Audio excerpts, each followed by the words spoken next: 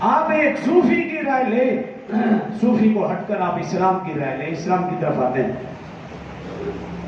اسلام کا یہ کہنا ہے اللہ نے کم و بیش 18,000 مخلوقات پیدا فرمائی ہیں، ان میں سے 3 بڑی مخلوقات ہیں، فرشتہ، حیوان، بیچ میں انسان۔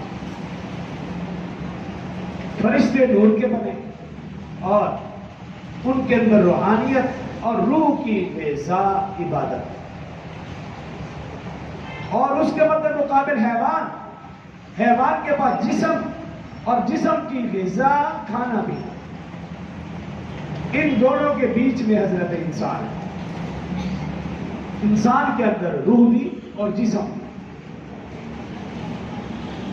اور اگر وہ صرف روح کو غذا دے فرشتوں سے اعلیٰ، صرف جسم کو غذا دے جانوروں سے بدتر۔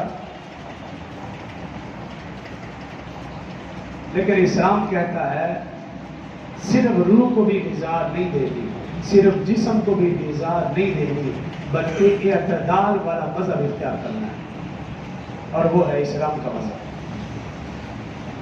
اسلام رہبانیت کا درس نہیں دیتا کہ انسان صرف روح کو غذا دے، گھر بار بیوی بچے سب کو چھوڑ چھاڑ کر جنگل میں چلا جائے اور رہبانیت اختیار کر لے، اس کی اجازت اسلام نہیں دیتا۔